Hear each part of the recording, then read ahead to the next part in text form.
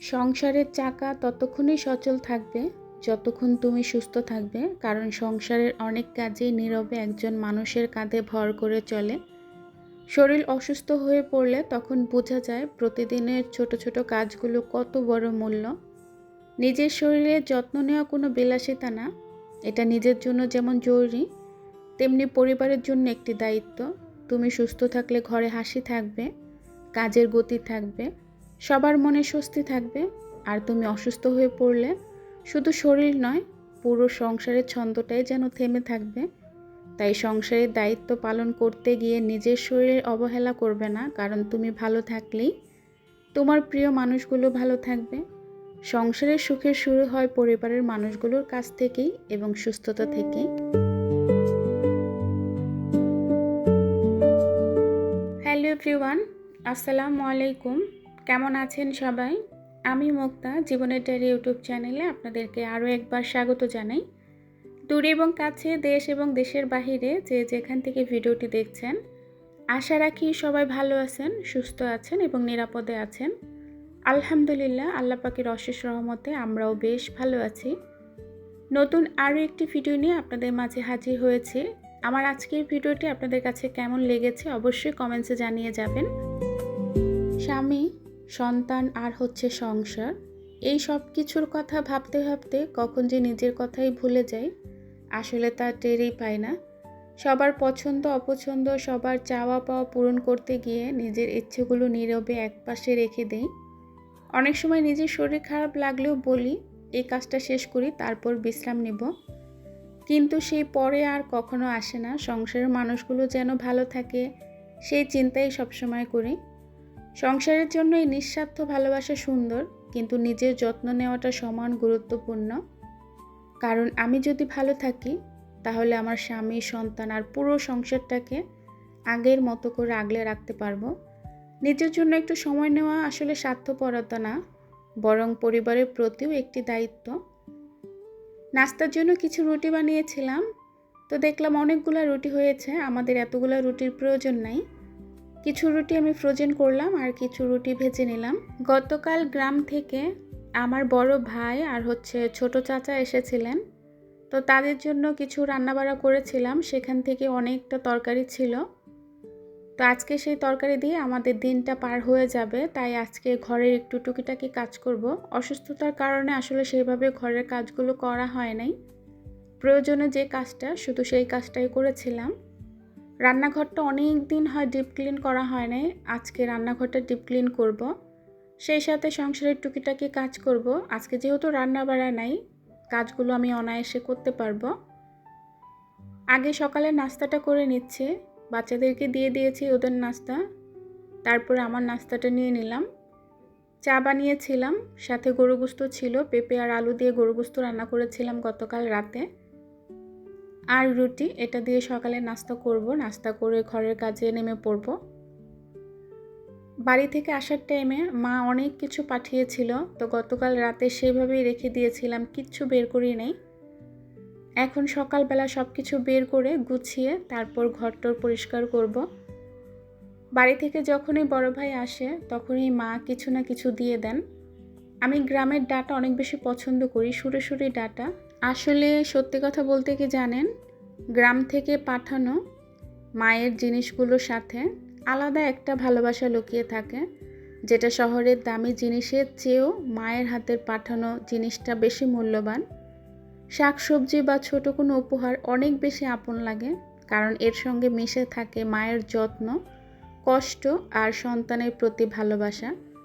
গ্রাম থেকে মায়ের পাঠানো জিনিস মানে শুধু খাবার বা উপহার না, এর মধ্যে থাকে মায়ের হাতের গন্ধ, মাটির টান আর হাজার মাইল দূর থেকেও ভালোবাসার স্পর্শ। মায়ের পাঠানো ছোট্ট জিনিসও তাই আমার কাছে পৃথিবীর সবচেয়ে বড় উপহার। খুব কষ্ট করে যত্ন করে একজন মা তার সন্তানের জন্য কোনো কিছু পাঠায়, সেটা খুব ছোট জিনিস হোক। তা আমার মা কিন্তু আমার জন্য অনেক কিছুই পাঠিয়েছিলেন, যেগুলো আমি খুব বেশি পছন্দ করি। টাকা থাকলে হয়তো এসব জিনিস বাজার থেকেও কিনে নেওয়া যায়, কিন্তু মায়ের ভালোবাসা আর যত্ন তো কিনে নেওয়া যায় না।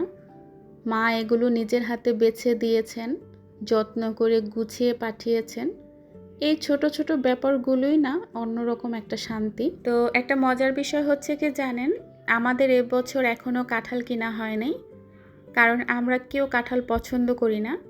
মোস্তাকিমের বাবা একদমই কাঁঠাল খায় না। মোস্তাকিম যাও আমি 2-1 কোষ খাই, তো একজনের জন্য তার কাঁঠাল কেনা হয় না, তাও 2-1 কোষ কাঁঠাল খাওয়ার জন্য। সেভাবে কাঁঠালের প্রতি আমাদের কোনো আগ্রহ নেই। তো মাকে একদিন বলছিলাম, মা বলছিল কাঁঠালের সিজন শেষ। তো আমি বললাম কি বলো, এই পর্যন্ত তো আমরা কাঁঠাল খেলামই না, আর তুমি বলো কাঁঠালের সিজন শেষ। তো সেই কথাটা শুনে মা খুব কষ্ট পেয়েছে। মা ভেবেছে আমরা কেন কাঁঠাল কিনে খাইনি। সত্যি কথা বলতে আমরা কেউ কাঁঠাল খাইই না, সেজন্য কাঁঠাল কিনি নাই। তো মাকে বলছিলাম যে ছোট্ট একটা কাঁঠাল দিও, যেহেতু আমরা কেউ কাঁঠাল খাই না, কষ্ট করে এত বড় একটা কাঁঠাল আনার কি দরকার। দেখেন মা ঠিক কত বড় একটা কাঁঠাল দিয়ে দিয়েছে। তো মায়ের পাঠানো সবগুলো জিনিস গুছিয়ে চলে আসলাম বারান্দায় আমার গাছের যত্ন নিতে। যেহেতু শরীরটা ভালো ছিল না, সেভাবে গাছের যত্ন নেওয়া হয় নাই। একটা সময় বয়স বাড়ার সঙ্গে সঙ্গে বুঝেছি সব মানুষের ভিড়ে থেকেও না অনেক সময় একা একা লাগে, খুব একা মনে হয়। তাই এখন আর সব সময় মানুষের পেছনে ছুটি না, গাছের কাছে একটু সময় কাটাতে ভালো লাগে। গাছ কোনো অভিযোগ করে না, কোনো কষ্ট দেয় না, কোনো হিসেবও চায় না। শুধু একটু যত্ন, একটু পানি আর একটু ভালোবাসা পেলে নীরবে বেড়ে ওঠে। মানুষের মতো তো বদলে যায় না, প্রয়োজন ফুরিয়ে গেলে দূরে সরে যায় না। প্রতিদিন গাছে পানি দিতে দিতে মনে হয় যেমন গাছের যত্ন নিলে নতুন পাতা গজায়, তেমনি নিজের মনকেও যত্ন নিলে নতুন করে বাঁচার শক্তি ফিরে আসে। সবসময় মানুষের ভিড়েই শান্তি মেলে না, কখনো কখনো একটি সবুজ গাছ, কয়েকটি ফুল আর নীরব একটি বিকেল, এগুলোও কিন্তু মনের সবচেয়ে বড় ভালো সঙ্গী, যেটা সব মানুষ বোঝে না। জীবনের অনেক ক্লান্তি, অনেক না বলা কথা আমি গাছের মাঝেই রেখে আসি। হয়তো তারা উত্তর দেয় না, কিন্তু এক ধরনের শান্তি দেয় যা অনেক মানুষের কাছ থেকেও পাওয়া যায় না। আমার এই গাছগুলো আমি হয়তোবা সেইভাবে পরিচর্যা করতে পারি না বা সেইভাবে যত্ন করতে পারি না, তারপরও আমার এই গাছগুলো আমার মনের শান্তি। আমার যখন খুব একা লাগে, যখন শরীরটা খুব খারাপ লাগে, যখন খুব অসহায় লাগে, তখন এই গাছগুলোর মাঝে এসে দাঁড়িয়ে থাকি। খুব সুন্দর একটা নিঃশ্বাস নিতে পারি, মনটা অনেক বেশি স্বস্তি লাগে, খুব ভালো লাগে।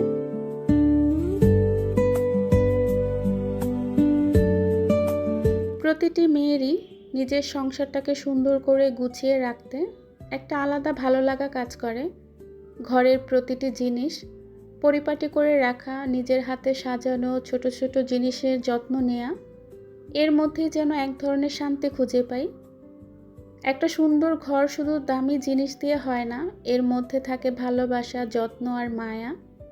একজন মেয়ে নিজের সময়, পরিশ্রম আর ভালোবাসা দিয়ে একটা ঘরকে আপন করে তোলে, কারণ তার কাছে সংসারটা শুধু 4টা দেয়াল না, এটা তার ভালোবাসার একটা জায়গা, যেখানে পরিবারের মানুষগুলো সুখে ও শান্তিতে থাকবে। এটাই তার সবচেয়ে বড় একটা চাওয়া। ঘরের কাজগুলো প্রতিদিন প্রতিনিয়ত নিজের হাতে গুছিয়ে করতে আমার অনেক ভালো লাগে। প্রতিটি জিনিস ঠিক জায়গায় রাখা, ঘর পরিষ্কার করা, পরিপাটি রাখা, পরিবারের সবার জন্য সুন্দর একটা পরিবেশ তৈরি করার মধ্যেও একটা আলাদা শান্তি খুঁজে পাই। অনেক সময় এই কাজগুলো ছোট মনে হলেও এর মধ্যে লুকিয়ে থাকে ভালোবাসার যত্ন। সকাল থেকে রাত পর্যন্ত ঘরের প্রতিটি বিষয়ে খেয়াল রাখা, সবার পছন্দ অপছন্দ মনে রাখা, এসবের মাধ্যমেও আসলে নিজের সংসারের প্রতি মায়া প্রকাশ করা যায়। একটা গোছানো ঘর শুধু সুন্দর দেখায় না, মনকেও শান্তি দেয়। আর নিজের হাতে যত্ন করে সাজানো সেই ঘরটাকেই হয়ে ওঠে ভালোবাসার সবচেয়ে বড় সুন্দর জায়গা।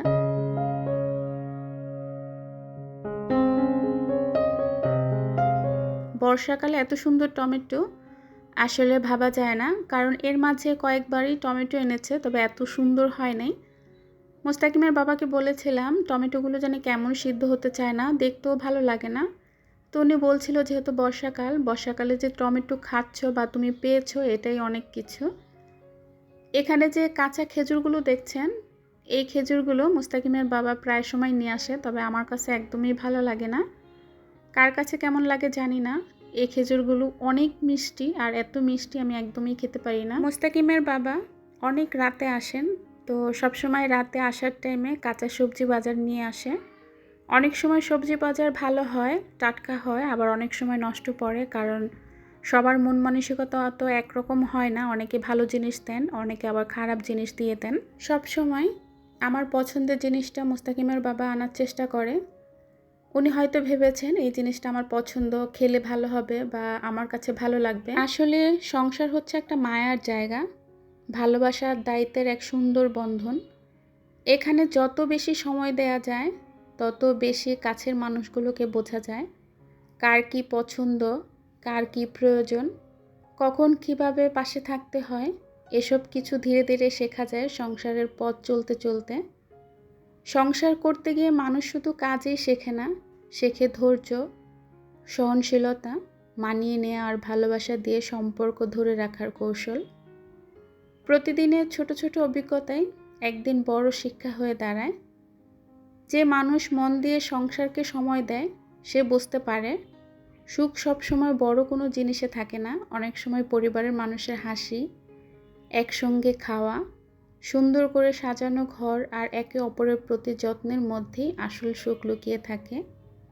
সংসার যত্ন চায়, আর সেই যত্নের মধ্যে দিয়েই তৈরি হয় মায়ার এক বন্ধন, যা দিন দিন আরও গভীর হয়ে যায়। একে অপরের প্রতি ভালোবাসা বাড়ে, অভিজ্ঞতা বাড়ে। তো ভিউয়ার্স, কথা বলতে বলতে আমি কিন্তু এখানে ভাত বসানোর জন্য পানি বসিয়ে দিয়েছিলাম। যেহেতু 2 টাইম রাইস কুকারে ভাত রান্না করি, সকালে রান্না করি আর রাতে রান্না করি। পানিটা বসিয়ে দিয়ে ঘরের কাজগুলো করে নিলাম। এরই মধ্যে ভাতের পানির বলক চলে এসেছে, চাল ধুয়ে দিয়ে দিলাম। তো আজকে সত্যি কথা বলতে বিছানার চাদরটা পাল্টানোর একদমই ইচ্ছা ছিল না। ভেবেছিলাম আরও 2-1 দিন চাদরটা রাখবো। আমি যখন একটু নিচে গিয়েছিলাম, এসে দেখি এত পরিমাণ বৃষ্টি এসেছে, আসার কারণে চাদর, কোলবালিশ এইগুলো সব ভিজে গিয়েছে। তো বাধ্য হয়ে আবার চাদরটা পাল্টাতে হলো। কাজ বেড়ে গেল। ওই যে বললাম, সংসারের কাজ কখনো শেষ হয় না। আপনি যত বেশি কাজ করবেন, আপনার জন্য তত বেশি কাজ রেডি হয়ে থাকবে। পুরো ঘরটা কিন্তু গুছিয়ে পরিপাটি করে রেখে গিয়েছিলাম। আজকে আর এই কাজগুলো করার কোনো প্রয়োজনই ছিল না। তো কি করার, বৃষ্টি এসে আমার কাজটা আরও দ্বিগুণ করে দিয়ে গেল। প্রচুর বৃষ্টি হচ্ছে বাইরে, এই রোদ ওঠে আবার এই বৃষ্টি, কী এক আজব অবস্থা বলেন। তো যাই হোক, বিছানার চাদরটা পাল্টে ওই বিছানার চাদরটা আমি সাথে সাথে ভিজিয়ে দিলাম। যেহেতু ভিজে গিয়েছে, ওইটা রেখে দিলে একটা গন্ধ ছড়াবে, তাই ভিজিয়ে দিলাম। আর এদিকে নতুন একটা চাদর বিছিয়ে দিলাম। অসুস্থ থাকার কারণে অনেক কাপড় জমে গিয়েছে, কিছুদিন ধরে কাপড় ধুতে পারি না। তো আজকে আর এগুলো জমিয়ে রাখলাম না, ভিজিয়ে দিলাম। হয় আমি ধুবো, না হয় মুস্তাকিমের বাবা রাতে এসে ধুয়ে দিবে।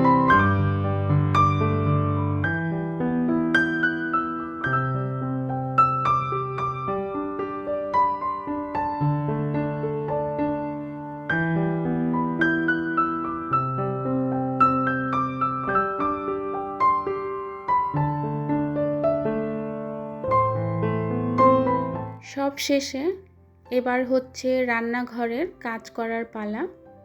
ভাই রে ভাই, মনে হয় কাজের কোনো শেষই নেই।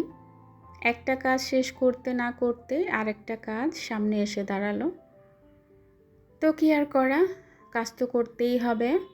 অনেক দিন হয় রান্নাঘরটা সেভাবে পরিষ্কার করা হয় না। লাইনের গ্যাসে তো একদমই রান্না করতে পারি না। একদম বলতে কি, রান্নার আমি সিলিন্ডারেই করি, আর রাইস কুকারে 2 টাইম ভাত রান্না করি। সেই যে ঈদের টাইমে 1 সপ্তাহ গ্যাস পেয়েছিলাম, লাইনের গ্যাস, তারপরের থেকে আর গ্যাসের কোনো দেখাই নাই। তো রান্নাঘরটা যেহেতু একদমই ছোট, জায়গা কম, সেইভাবে রান্নাঘরে কিছু রাখা যায় না। আর সিলিন্ডারের চুলাটা যেহেতু নিচে রেখেছি, তো নিচের ফ্লোরটা খুব বেশি তেল চিটচিটে হয়ে যায় খুব দ্রুত।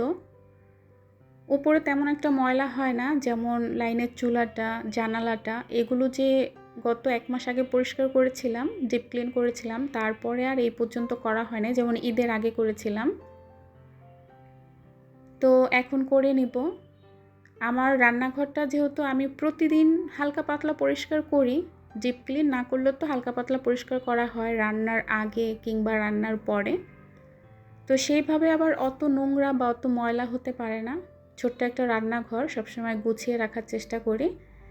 গত ভিডিওতে দেখিয়েছিলাম আরএফএলের একটা র্যাক এনেছিলাম আলু পেঁয়াজ রাখার জন্য। আপাতত এই র্যাকটা রেখে দিলাম কর্নারে। এখানে যেহেতু আরেকটা র্যাক রাখি রান্নাঘরে যে জারগুলো এগুলো রাখার জন্য, তো ওই র্যাকটা আমি আপাতত ধোয়ার জন্য টয়লেটে রেখে এসেছি ভিজিয়ে। ওটা যখন ভিজবে আর এইদিকে আমার রান্নাঘরের বাকি কাজগুলো করা হয়ে যাবে তখন আমি ওইটা ধুয়ে দিব। রান্নাঘরে যখন কোনো কিছু পরিষ্কার করতে আসি তখন একটা রেখে আরেকটা করা সম্ভব হয় না, সব একসাথে করতে হয়। যত থালা বাসন জার যা ছিল সব পরিষ্কার করেছি। লাইনের চুলাটা রেখে কোনো লাভই নেই, কারণ এটার মধ্যে তো আর রান্না করতে পারি না, শুধু শুধু রাখা জায়গাটা আটকানো। তো এই জায়গাটায় কিন্তু আমি সিলিন্ডার চুলাটা রাখতে পারি, শুধু ভয়ে রাখা হয় না যদি হঠাৎ করে লাইনের গ্যাসটা চলে আসে তখন কি হবে। ছোট্ট একটা রান্নাঘর ভাড়া বাসার, তো সেভাবে না মনের মতো করে গুছিয়ে রাখা সম্ভব হয় না। কোনো কিছু কিনে যে একটু গুছিয়ে রাখবো, পরিপাটি করব, একটু মনের মতো করব, সেই সুযোগটা আসলে নাই। তো যাই হোক, এই জায়গাটুকুই শুধু আছে, এই জায়গাটুকুর মধ্যেই যা রাখার রাখতে পারি, এছাড়া রান্নাঘরে কোনো জায়গাই নেই।